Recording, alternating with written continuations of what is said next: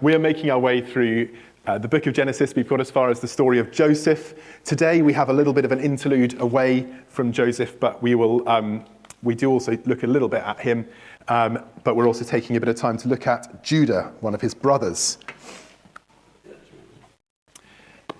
I don't know, I don't supermarket shop very often these days because we get deliveries. But when you're in the supermarket and you're walking past, the magazines aisle, some of the magazines have these titles like Real Life. Have you ever seen those?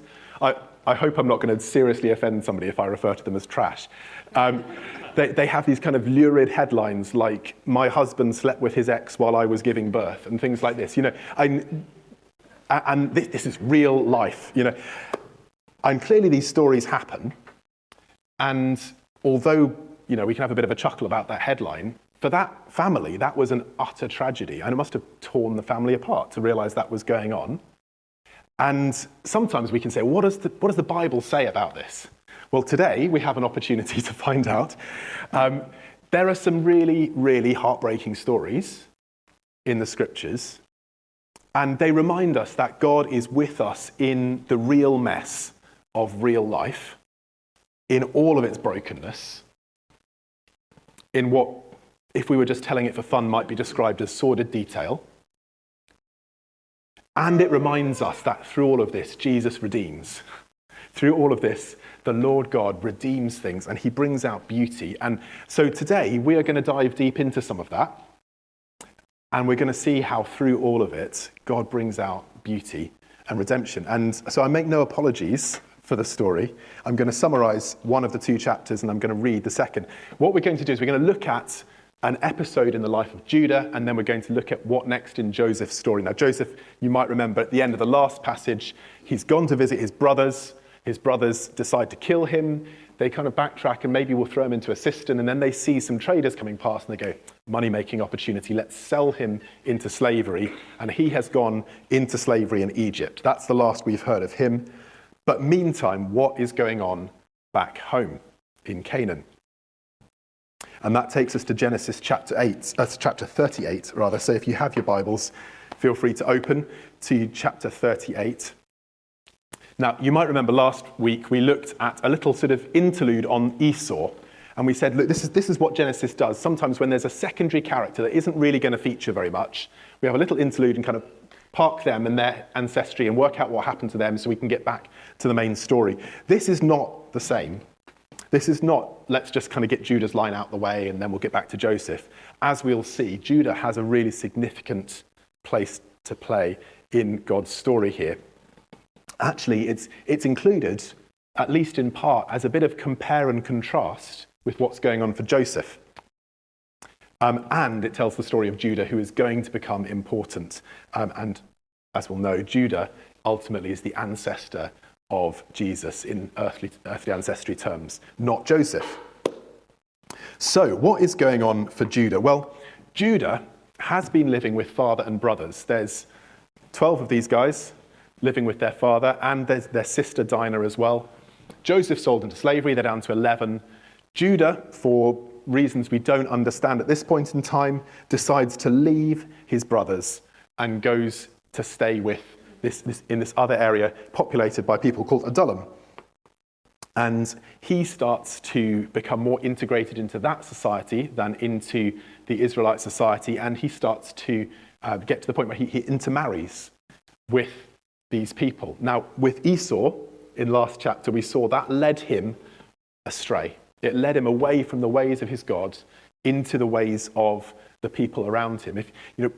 If it bothers you, this thing about don't intermarry with the people around you, if you married into another culture, you were also marrying into all of their religious traditions, which involved sometimes horrific, but in any case, idolatrous worship. And so this really matters. And Judah is going off down this track as well. Judah intermarries. He takes the daughter of a Canaanite man called Shua, and he has 3 children, Onan, and Shelah. Shelah. Let's say Shelah. And then after a while, he finds a wife for his oldest son, Now, that was the role of a father in those days. You would find a wife. It appears, we don't know for certain, but we can't find the name Tamar in the Israelite history, so it appears as though The wife he finds is a Canaanite called Tamar. We don't know what does, but he is described as wicked in the eyes of the Lord. And we simply read that God puts him to death. That's what we read. We don't know the nature of that. We don't know what brings it about, other than that he is wicked. Tamar is married to She has no children by him.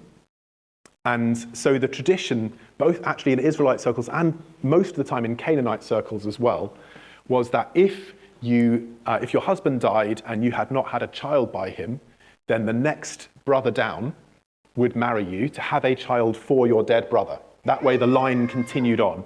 And so it falls to Onan to have a child with Tamar, who will then be Er's descendant. And this really matters in that society, especially because the firstborn, has this extra responsibility. He gets double the inheritance, and he's responsible for all of his younger brothers and any widows and orphans within the family. So this all really matters for society. It matters this happens. And Er's died. Onan then has to have a child by Tamar, but he doesn't like this, because if doesn't have any children, then Onan is the firstborn. He gets double. And so he takes advantage of Tamar, but he withdraws at the relevant moment, and as a result, he fails to make her pregnant, very deliberately fails to make her pregnant. That is described also as evil in the eyes of the Lord. You can perhaps imagine why. He's taking advantage of a woman, ostensibly for one purpose, which is considered to be good in that society, and actually using her as a prostitute, essentially. And so it says that the Lord put him to death as well. Now you've got Judah, who's living far away from father and brothers. He's married into this society. He's got 3 sons, and the first 2 have died after being married to this woman. Now, whether through superstition or something else, you understand he starts to think maybe there's something unlucky about Tamar. And so he has a younger son, Shelah, and he decides not to do what society considered that they should do, which is for Shelah to marry Tamar and have a child for Instead, he says, go and live as a widow in your own house. Tamar does this. She lives back as a widow in her father's house, it was one social construct for doing this thing, until Shelah's old enough to marry. But that time comes, and she isn't married to him, and she starts to realize Judah has no intent of doing what is right. She is left essentially as a widow, with no means to support herself, no social standing, and also this sense of obligation to the family that she married into, and no way to fulfill that. And so she decides to take matters into her own hands. She disguises herself as a prostitute and stands on a path that she knows that Judah is going to go along on his way to shearing sheep. Judah, by this stage, has been widowed, and he takes advantage of seemingly a prostitute by the side of the road and sleeps with her in return for his seal and his staff. Now, your seal was what you used for marking documents. You didn't sign stuff. You'd have this cylinder with like a carving on it, and you'd roll it across wax or something else to leave the imprint, and that showed that this was you, Judah, marking this. And so she takes his staff and his seal as kind of security that he's going to pay her. She sleeps with him. She becomes pregnant. She goes home. Judah tries to pay her. He'd agreed a young goat, but because she's no longer there and he doesn't know who she is, because she thinks she's a prostitute, he ends up just leaving her with his seal and staff. The months go by, it becomes obvious she's pregnant, and her father admits that she's clearly been immoral. She's clearly got pregnant by somebody, and Judah says, bring her out and burn her. That's his judgment on Tamar. Bring her out and burn her. But she sends a message with the seal and the staff and says, I'm pregnant by the person who owns these. Judah recognizes them and he says, she is more righteous than I, since I wouldn't give her to my son Shelah. And he didn't sleep with her again. Tamar gives birth not to one, but to 2 children. She has twins who are called Perez and Zerah. That's the story of Judah and Tamar. You can see there's silence, isn't there? Like, how do you respond to a story like that? Some people are shocked it's even in the Bible, but it would be on those magazines, wouldn't it? This is the kind of story that does happen in real life, and which it's really comforting to know that God can speak into and God can work in. We're going to look at that story in just a second, but I also want to read what's happening for Joseph in the meantime. I'm just going to read it from Genesis 39. Now Joseph had been taken down to Egypt. Potiphar, an Egyptian who was one of Pharaoh's officials, the captain of the guard, brought him from the Ishmaelites who had taken him there. The Lord was with Joseph, and he prospered, and he lived in the house of his Egyptian master. When his master saw that the Lord was with him, and that the Lord gave him success in everything he did, Joseph found favor in his eyes and became his attendant. Potiphar put him in charge of his household, and he entrusted to his care everything he owned. From the time he put him in charge of his household and of all that he owned, the Lord blessed the household of the Egyptian because of Joseph. The blessing of the Lord was on everything Potiphar had, both in the house and in the field. So he left in Joseph's care everything he had, with Joseph in charge. He didn't concern himself with anything except the food that he ate.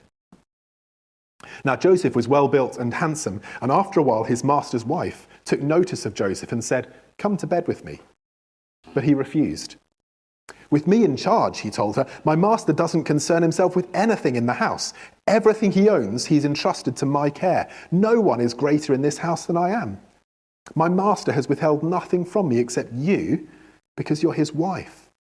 How then could I do such a wicked thing and sin against God?" And though she spoke to Joseph day after day, he refused to go to bed with her or even to be with her. One day he went into the house to attend to his duties, and none of the household servants was inside. She caught him by his cloak and said, "Come to bed with me." But he left his cloak in her hand and ran out of the house. When she saw that he had left his cloak in her hand and had run out of the house, she called her household servants. "Look," she said to them, "this Hebrew has been brought here to make sport of us. He came in here to sleep with me, but I screamed. And when he heard my scream for help, he left his cloak beside me and ran out of the house." She kept his cloak beside her until his master came home. Then she told him this story. "That Hebrew slave you brought us came to me to make sport of me. But as soon as I screamed for help, he left his cloak beside me and ran out of the house." When his master heard the story, his wife told him, saying, "This is how your slave treated me." He burned with anger. Joseph's master took him and put him in prison, the place where the king's prisoners were confined. But while Joseph was in the prison, the Lord was with him. He showed him kindness and granted him favor in the eyes of the prison warder. So the warder put Joseph in charge of all those held in the prison, and he was made responsible for all that was done there. The warder paid no attention to anything under Joseph's care, because the Lord was with Joseph and gave him success in whatever he did. Joel, I don't know if it's possible to stick the slide up. That would be grand, please. So I said that there's a little bit of compare and contrast going on here between Judah and... Is this working? Yeah, nice. Between Judah and Joseph.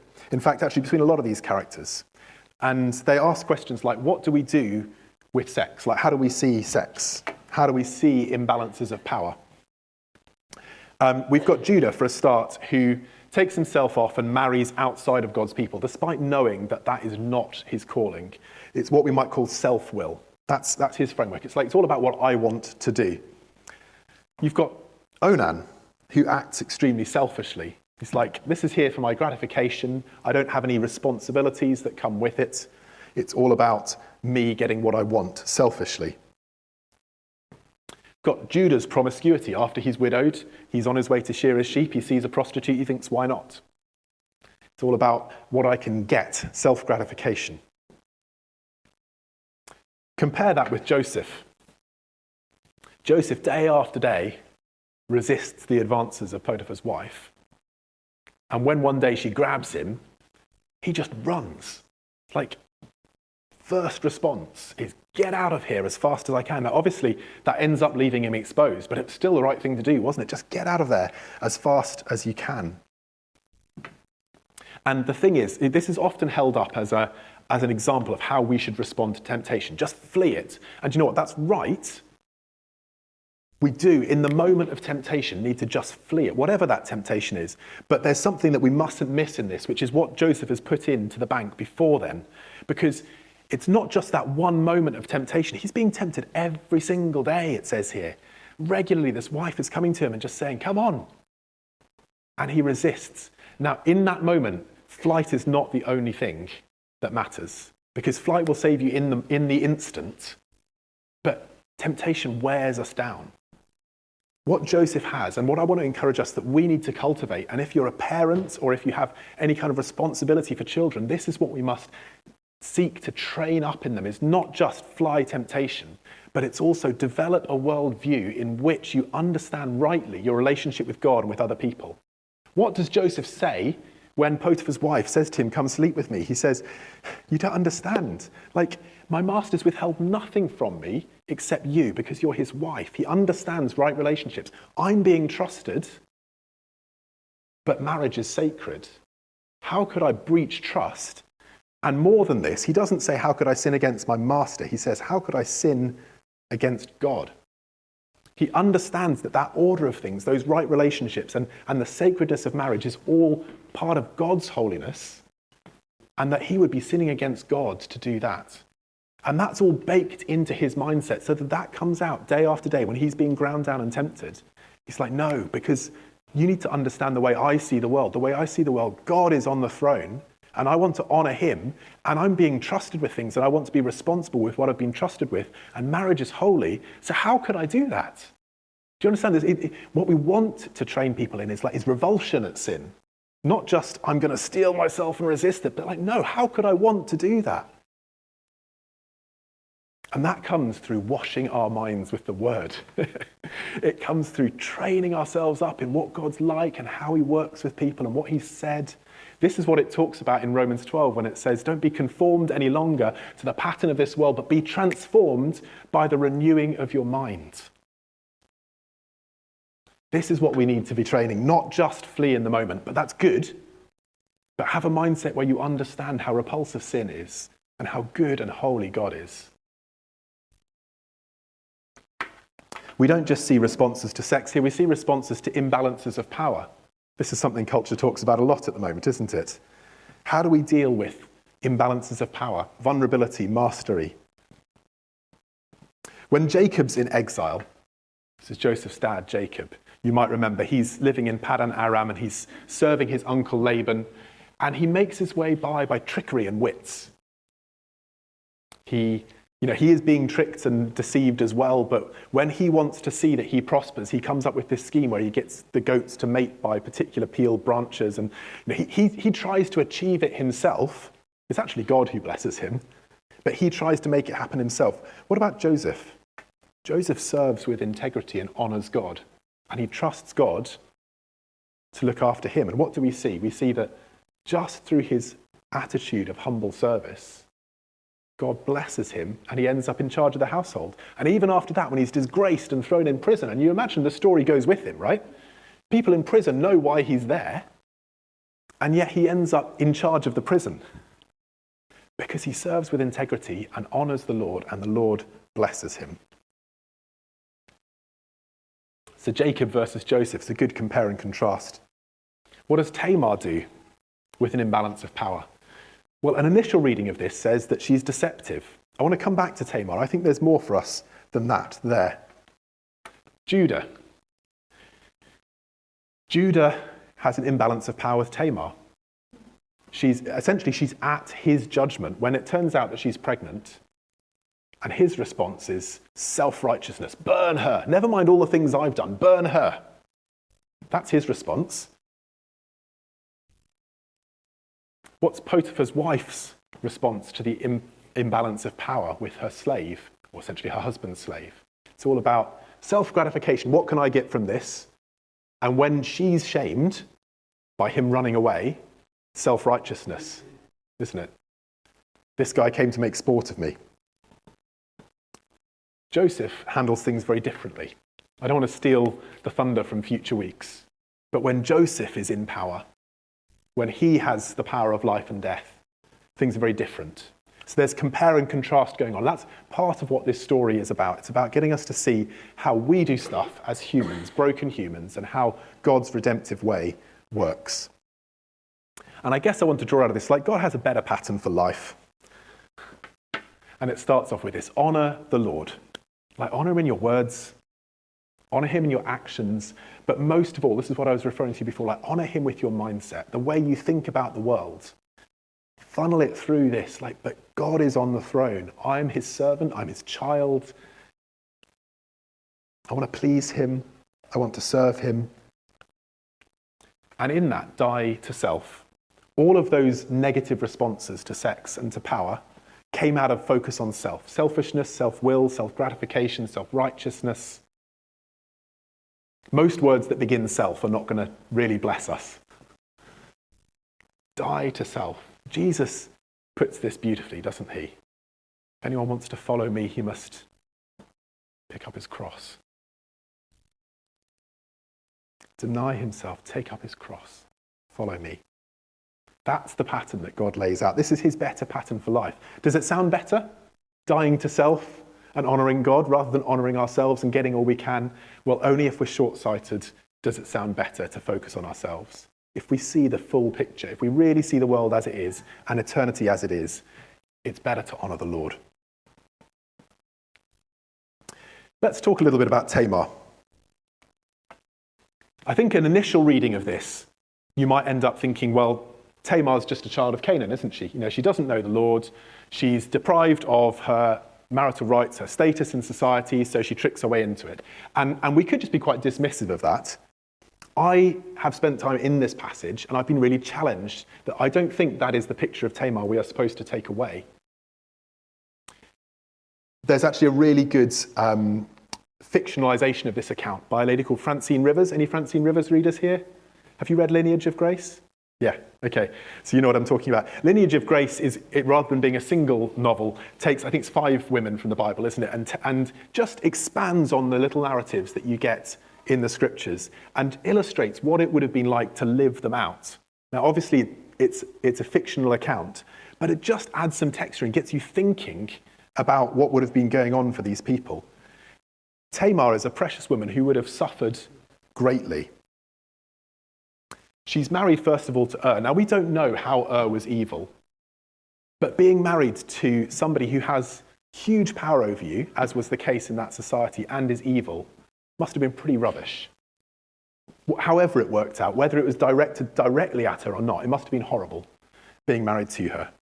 But then he dies, and she's essentially married to Onan, Er's brother, and she's used. Because it's in the Bible and thousands of years ago, we can lose like the horror of that, but she's used, and everybody around her thinks it's all okay. And she's got no recourse to justice. It's not like here where, you know, if only she could get the message out, people would all say, this is totally wrong, and punish her husband. Like, she's got no recourse to justice, and she's being used sexually. And it's horrible, utterly horrible. She would have had no say in the choice of either of those husbands as well, by the way. And the lengths that she has to go to in order to see that what is right is done. And the risk involved in dressing up as a prostitute and standing by a road, who knows who could have come along? Or if she'd been found out, what would have happened to her? She'd have had no way of saying, well, this is what I'm trying to do. She's putting her life on the line. And then what if she doesn't get pregnant? And what happens then? And then when she does get pregnant, even then the risk, you know, you saw Judah's judgment on her, bring her out and burn her. What if he'd refused to listen? What if he'd said, I don't know whose staff and seal that is? This is a woman who has suffered greatly. And on top of that, then she has twins, which is, you know, childbirth in those days, risky enough already. Twins in those days, all the more pain and risk involved. So this is a woman who has suffered hugely, but her actions rebuke Judah. Now, the way it comes out is quite a gentle rebuke. It's not a public shaming, at least not as far as we can tell from this. But Judah says, bring her out and burn her. And yet when he's confronted with the seal and the staff, he concedes she is more righteous than I am. And I believe Tamar in this is an agent of transformation, because Judah leaves his brothers. He's stepping away from God's purposes and plans to go to live among the Canaanites, to marry in with them. He's been involved in selling his brother into slavery. And he's off on track down here, well away from God's plan, going totally over in this other direction. And yet the next time we see him after this incident, he is a transformed man.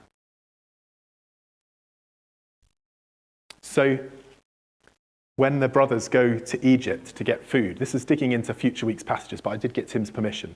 When they go to get food from Egypt, and they're sent back, and Joseph keeps Simeon prisoner and says, "Come back here with your brother Benjamin, or you will never see Simeon or me again."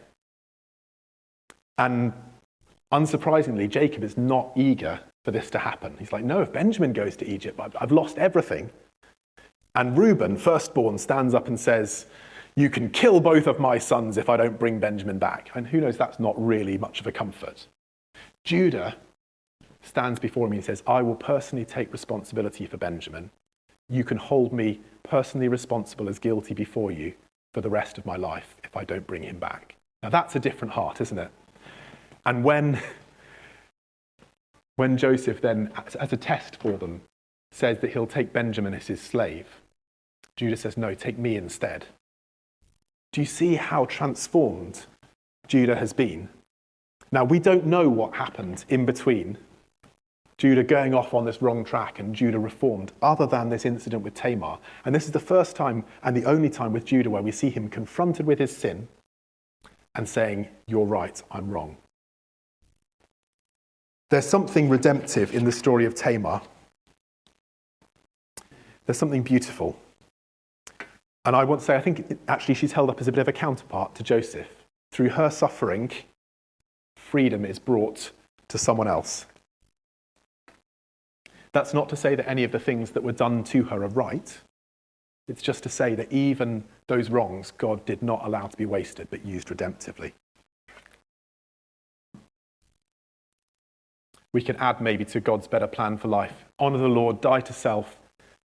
See suffering as an opportunity to participate in redemption. Now, you have to be really, really careful how you talk about this. Because in saying this, some people will see this as an apology for abuse. Some people will see this as saying that, okay, well, look, the horrible things that get done in human society and sadly in the church, well, God's going to use them redemptively, so it's all right. No, not a word of that. What happens to Tamar is wrong. What has happened to many people in and out of the church at the hands of others is utterly wrong. And yet, even then, God will not allow it to be wasted. And there is something that we can do to offer it back to God and say, "God, even though this was done to me, would you somehow use it for good? Would you bring beauty out of ashes?" And there's a prompt, as Judah did, to respond humbly when we're confronted with our own sin. I don't want to spend long on this, but I do just want to highlight that actually, I think our culture has a lot of things right about justice. Often I'll stand here and say, I think culture is going the opposite way from the Lord, but actually when it comes to justice, I think we've got a lot of it right. There's this thing about fighting for the rights of others. There's this thing about exposing the truth. And they have a lot of commonality with God's way. God speaks so often through the prophets about standing up for the rights of others, about fighting for the rights of others. There is a thing in our society of fight for the rights of others if they don't infringe on yours. That's not in the scriptures, just so you know. Also, there's something about what we do when we bring the truth to the light. Because, as you'll know, in our culture at the moment, it's about exposing fearlessly, brilliant, and then shaming the abusers. The scripture would say, expose fearlessly, expect justice, but also have a heart for redemption. Now that's harder for us to hear, I think, perhaps, but it's there in the scriptures. God longs to redeem sinners, and you and I are all sinners. And we fight with different weapons. Yes, truth, but not shame. Humility. Righteousness, purity. And we don't rely on people power, we rely on God power. That's the model Joseph lays out for us. I want to lay out a few ways that we might respond. In just a minute, I'm going to ask the band to come back up and to play quietly. I'm aware that for some of us, we will have been in a situation like Judah was in, where we were confronted with sin. And we have different options. We can be defensive, we can try to explain it away, or we can own it and say, I was wrong, I need to repent. And I want to, in a second, I'm just going to bring the cross out here. And if that resonates with you, if you think, yeah, I know, I've been confronted with my sin and I've not owned it before God, there's an opportunity to come and, whether you'd like to kneel or just pause at the cross and just lay it down before God and say, I repent. I'm sorry for my sin. I own it. I'm aware there'll be some amongst us where you have been wronged, possibly even abused. I don't say that lightly, but I'm sure it will be true. And perhaps you've gone through a process of forgiveness, perhaps you haven't.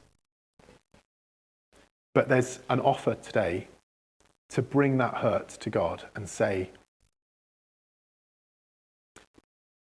even this horrible thing that was done to me, would you take it and use it redemptively?